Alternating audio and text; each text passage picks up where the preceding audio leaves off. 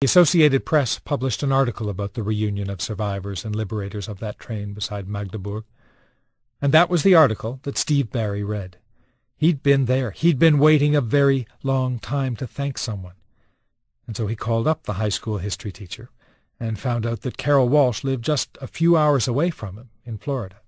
And I was just so anxious to hug somebody that was liberating that train that I just couldn't wait to meet with Carrol. I called Carrol and I explained to him who I was. And I said, I just have to come to you and I have to hug you. And he said, anytime, just please do come. I'm Dick Gordon. You're listening to The Story. Steve Barry will never forget that meeting. He brought with him 2 daughters and a son-in-law.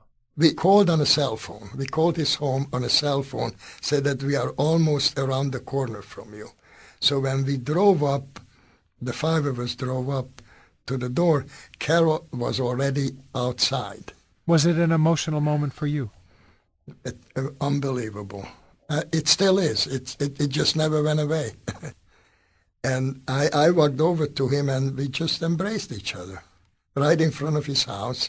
I have all the pictures of that moment. And then we went inside and we met his wife, Dorothy. She's a very lovely person.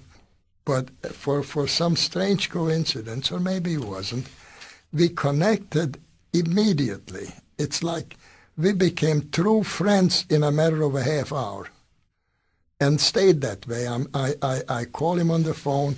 I exchange emails with him. It's such an amazing thing that our lives were joined at that moment on April 13, 1945. All the years have gone by since. We've had lives, families, jobs, whatever. Here we are, and now we meet face to face and recall together that moment when my tank reached the train. I kept calling him my liberator. He says, I'm really not your liberator. It was my job. I just happened to be there. I said, I don't care what you tell me, you're my liberator.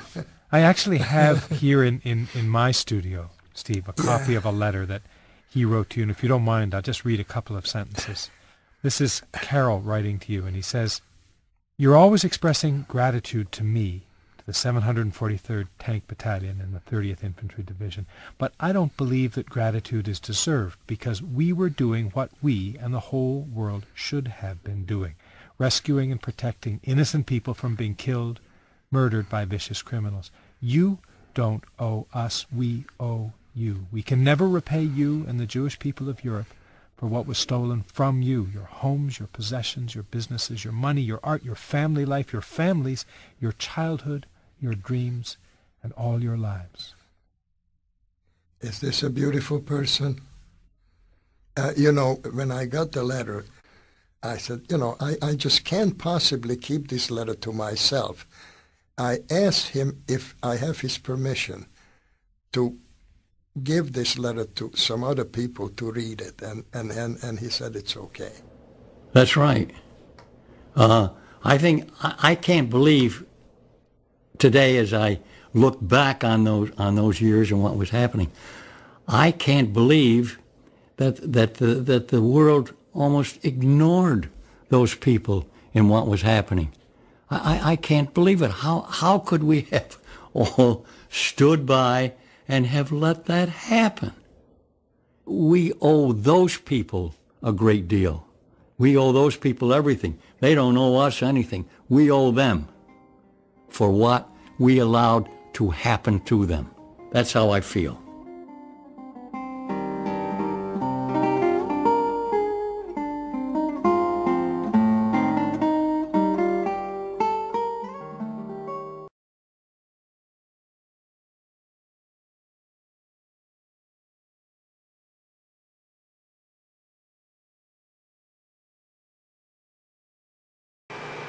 Okay, you liked it? Although Fred Spiegel and Carrol Walsh had never actually met, this isn't the first time their paths have crossed. How old were you here? 24. 62 years ago, in April of 1945, Buck Sergeant Carrol Walsh was a soldier.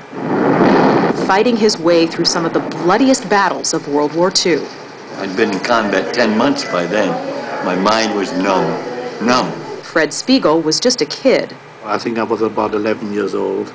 Right before you got sent to the camp. Yeah. By 1945, he was 13 and a prisoner in the Nazi concentration camp at Bergen-Belsen. There were huge piles of dead all over the place. The British soldiers who liberated the camp that April called the conditions less than human. But about a week before the liberation, Fred Spiegel was loaded onto this train along with about 2,500 other prisoners. What did they tell you at the time? At the time, didn't tell us anything.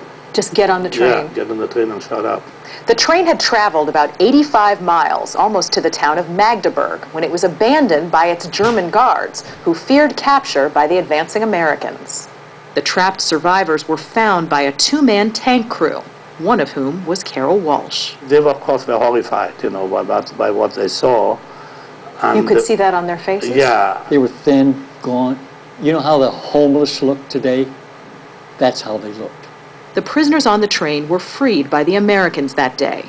Do you feel a sense of gratitude? Oh, sure, of course. Thank you so much for being here. 62 years passed. Spiegel wrote a book about his life and talks to schools about the Holocaust. Walsh became a state Supreme Court justice in New York and never saw what he did as heroic. No, they don't owe us anything. Not a thing. No. We owe them. We owe those people a debt because of what the world allowed to happen to them. He certainly never expected to see them again, but earlier this month, a high school in upstate New York invited Walsh and several of the survivors to talk to students studying the Holocaust. Soldier and survivor embraced for the first time. You are the... Carrol Walsh. Ah, nice to meet you. Nice to meet you.